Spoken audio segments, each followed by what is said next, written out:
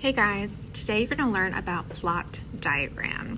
A plot diagram is a way to organize all the different events of a plot, including the exposition, the rising action, the climax, the falling action, and the resolution.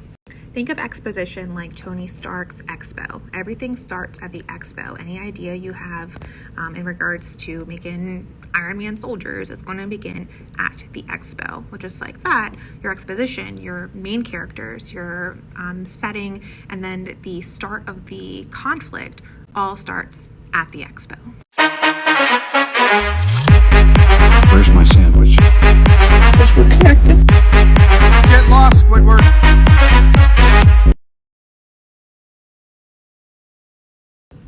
Your rising action is going to be the longest part of your plot diagram. That's because a lot of main events happen in a general plot.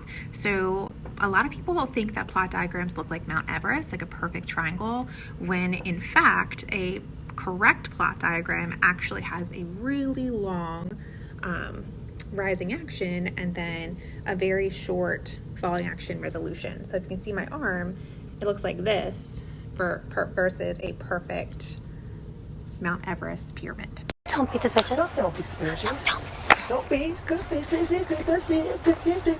Don't be suspicious. Don't be suspicious. Don't be suspicious.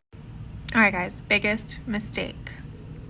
The climax is the answer to the conflict. The climax is the answer to the conflict, okay? So it's not necessarily the middle of the story. It is just when you have the author starting the answer to the conflict. When you find out the answer, you're at the climax. So Ed is going to Taco Bell. I'm not. What do you mean? I'm not. Oh, because you're cheating on Good Burger? No, I'm not. Yeah, you are. You gonna get a good taco, Ed? Maybe. Further proof you're cheating on Good Burger. This is your food, dude. All right, you ever wonder what happened to Moana's parents after she saves the world? Or what happened to Kevin McAllister's other brothers and sisters and dad after him and his mom hug and make up?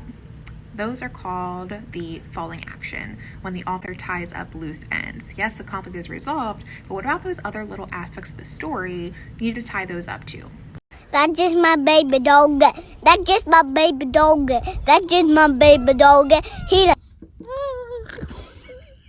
And finally, lastly, the resolution. The resolution is the very absolute last thing that happens in the text. The very, very last thing. So Frozen 2.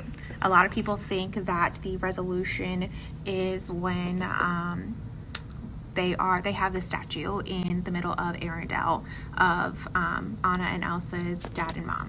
That's not actually the end. The end, the very last thing, is when Elsa is on her water horse and riding towards Ahtohallan.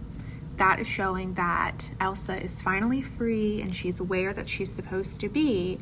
It's also the very absolute last thing that happens in the plot. Resolution, absolute very last event that happens in the plot.